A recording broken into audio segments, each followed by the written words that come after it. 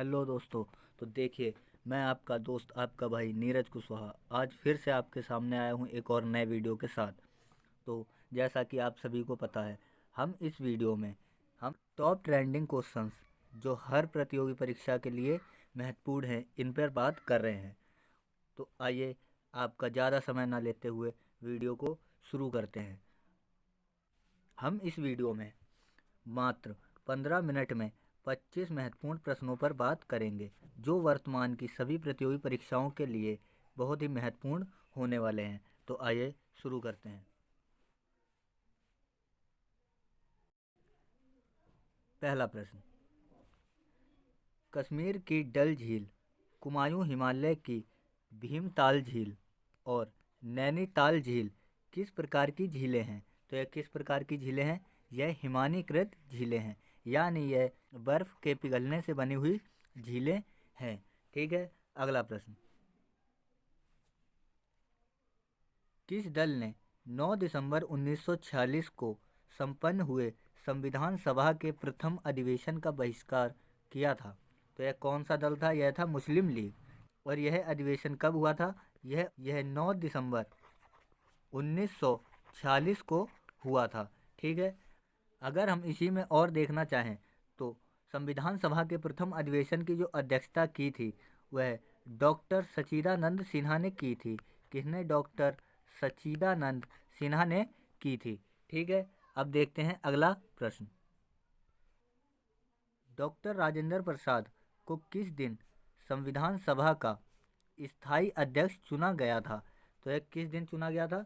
यह 11 दिसंबर 1946 को, जो कि संविधान सभा की दूसरी बैठक थी। ठीक है, संविधान सभा की दूसरी बैठक थी। ठीक है, अगला प्रश्न,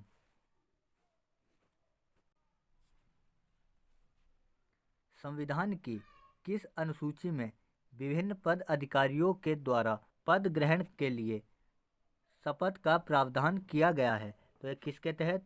अनुसूची 3 के तहत। किसके तहत? अनुसूची 3 के तहत सभी पद अधिकारियों के शपथ ग्रहण से संबंधित प्रावधान किए गए हैं। ठीक है, अब देखते हैं अगला प्रश्न, दिसंबर 1953 में गठित फजल अली आयोग का संबंध किससे है? तो देखिए, फजल अली आयोग का जो संबंध है, इसका संबंध राज्यों के पुनर्गठन से संबंधित है। यही वो पहला आयोग है जिसने आंध्र प्रदेश आंध्र प्रदेश को भाषाई आधार पर पहला भारत का एक राज्य बनाया था। ठीक है, तो देखते हैं अगला प्रश्न, जम्मू कश्मीर तथा लद्दाख भारत के दो नए केंद्र शासित प्रदेशों के रूप में कब अस्तित्व में आए? तो देखिए, यह 31 अक्टूबर 2019 को अस्तित्व में आए। कौन? जम्मू एंड कश्मीर और लद्दाख। ठीक है, अब देखते हैं अगला प्रश्न, नागरिकता संशोधन अधिनियम 2019 किन देशों के 6 समुदायों को भारत की नागरिकता देने का प्रावधान करता है? तो देखिए, यह अफगानिस्तान, बांग्लादेश और पाकिस्तान, इनके अल्पसंख्यकों कौन? अल्पसंख्यकों को भारत की नागरिकता देने का प्रावधान करता है।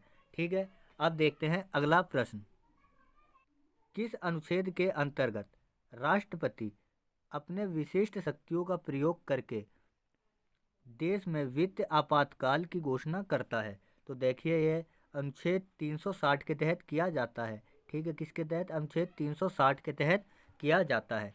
वहीं अगर हम देखें तो अनुच्छेद 352 यह पूरे देश में राष्ट्रीय आपातकाल से संबंधित अनुच्छेद होता है। ठीक है, और अगर एक और आपातकालीन स्थिति देखें तो अनुच्छेद 356, कौन सा? अनुच्छेद 356, जो कि राज्यों में कानून व्यवस्था के खराब होने पर राष्ट्रपति शासन के रूप में लगाई जाती है। ठीक है, अब देखते हैं अगला प्रश्न, भारतीय संविधान का मैग्ना कार्टा किसे कहा जाता है? तो देखिए, भारतीय संविधान का मैग्ना कार्टा भाग 3 को कहा जाता है। भाग 3 मतलब मौलिक अधिकारों का भाग। ठीक है, मौलिक अधिकारों का भाग, इसे भारत का मैग्ना कार्टा कहा जाता है, जो कि हमें पता है भाग 3 के अंतर्गत आता है और यह अनुच्छेद 12 से 35 में दिए गए हैं। ठीक है, अब देखते हैं अगला प्रश्न। विदेशों की यात्रा करने का अधिकार किस मौलिक अधिकार के अंतर्गत आता है? तो देखिए, यह स्वतंत्रता के मौलिक अधिकार के अंतर्गत आता है। ठीक है, किसके तहत? स्वतंत्रता के मौलिक अधिकार के अंतर्गत आता है। और इसमें भी यह अनुच्छेद 21 के अंतर्गत, किसके तहत? अनुच्छेद 21 के अंतर्गत आता है, जिसमें कि विदेशी यात्राओं को संरक्षण दिया गया है। ठीक है, अब देखते हैं अगला प्रश्न। भारतीय संविधान में मौलिक कर्तव्यों को किसकी सिफारिश पर शामिल किया गया था? तो देखिए, मौलिक कर्तव्यों को संविधान में स्वर्ण सिंह समिति की सिफारिश पर लाया गया था, जो कि कब आए थे? 1976 में लाए गए थे। कब? 1976 में लाया गया था। किसके तहत? 42वें संविधान संशोधन के अंतर्गत। ठीक है, अब देखते हैं अगला प्रश्न। भारतीय संविधान के किस भाग में राज्य के नीति निर्देशक तत्वों का वर्णन किया गया है? तो यह किसमें है? यह भाग 4 में दिया गया है। किसमें? भाग 4 के अंतर्गत दिए गए हैं। ठीक है, भाग 4 में यह अनुच्छेद 36 से 51 के बीच वर्णित किए गए हैं, जिसमें राज्यों को कुछ दिशा निर्देश दिए गए हैं एक कल्याणकारी राज्य की व्यवस्था के लिए। ठीक है, अब देखते हैं अगला प्रश्न। किस अनुच्छेद के अंतर्गत कार्यपालिका व न्यायपालिका के कार्यों क्षेत्रों को पृथक किया गया है? ठीक है, तो यह किसके तहत? यह अनुच्छेद 50 के तहत किया गया है। ठीक है, इसमें कार्यपालिका और न्यायपालिका के कार्यों को अलग करने का प्रावधान है। ठीक है, अब देखते हैं अगला प्रश्न।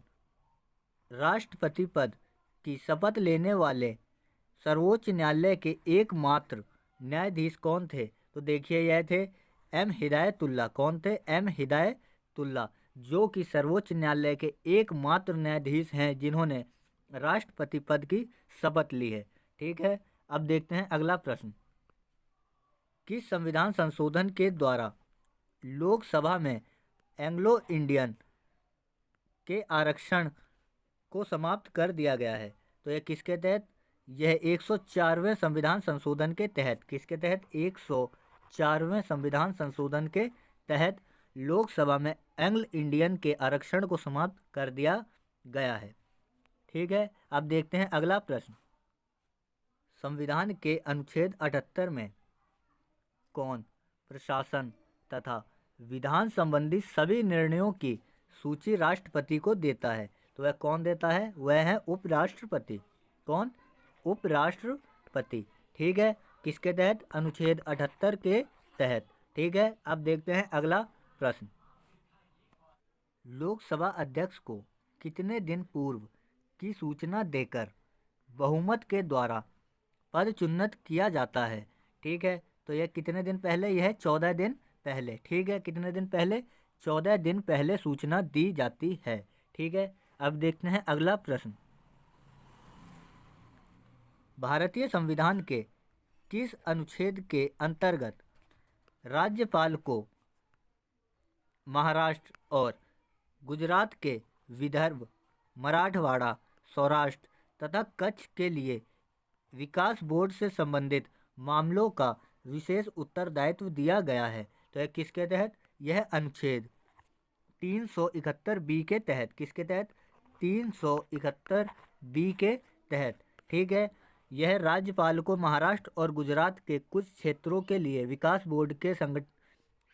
बोर्ड को बनाने की विशेष उपबंध करता है। ठीक है, वहीं अगर हम बात करें तो अनुच्छेद 371 ए। ठीक है, कौन सा? 371 ए, जिसके तहत नागालैंड को एक विशेष राज्य का दर्जा प्राप्त है।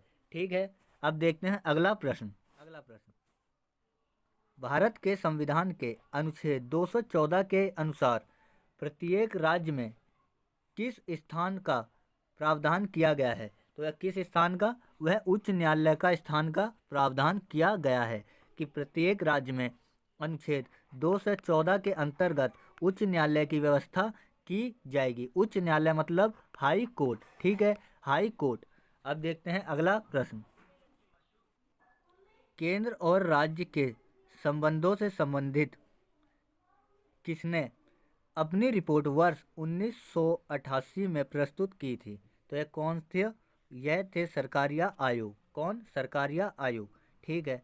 सरकारिया आयोग ने 1988 में केंद्र और राज्यों के संबंधों को संबंधित एक रिपोर्ट प्रस्तुत की थी, ठीक है। किसने? सरकारिया आयोग ने। अब देखते हैं अगला प्रश्न। भारत में गरीबी हटाओ का नारा किस पंचवर्षीय योजना के अंतर्गत दिया गया था? तो देखिए, 5वीं पंचवर्षीय योजना के अंतर्गत दिया गया था। किसके शासनकाल में? इंदिरा गांधी के शासनकाल में। कौन? इंदिरा गांधी के शासनकाल में, ठीक है। अब देखते हैं अगला प्रश्न। भारतीय अर्थव्यवस्था का स्वरूप कैसा है? तो भारतीय अर्थव्यवस्था का स्वरूप मिश्रित अर्थव्यवस्था है, ठीक है। तो देखिए, अगर हम इसमें बात करें तो भारतीय अर्थव्यवस्था 1950 से 1990 के बीच एक समाजवादी मिश्रित अर्थव्यवस्था हुआ करती थी, ठीक है। और वहीं 1991 के बाद भारत की अर्थव्यवस्था एक पूंजीवादी मिश्रित अर्थव्यवस्था हो चुकी है। तो हम कह सकते हैं वर्तमान में हमारी अर्थव्यवस्था एक पूंजीवादी मिश्रित अर्थव्यवस्था के रूप में जानी जाती है, ठीक है। अब देखते हैं अगला प्रश्न। राष्ट्रीय विकास परिषद का गठन कब किया गया था? तो देखिए, राष्ट्रीय विकास परिषद का गठन 6 अगस्त 1952 में किया गया था। कब? 6 अगस्त 1952 में किया गया था, ठीक है। अब देखते हैं अगला प्रश्न। किसी अर्थव्यवस्था में बेरोजगारी के स्तर तथा रोजगार उपलब्धता के स्तर के बीच आरेखीय संबंध प्रदर्शित करने वाला वक्र कौन सा है? ठीक है, ये कौन सा वक्र है? यह है वेबरिज वक्र। कौन सा वक्र? वेबरिज वक्र, ठीक है। वेबरिज वक्र के द्वारा हम किसी भी अर्थव्यवस्था में बेरोजगारी और वहाँ रोजगार उपलब्ध करने के बीच के स्तर को दर्शाते हैं, ठीक है। अब देखते हैं अगला प्रश्न।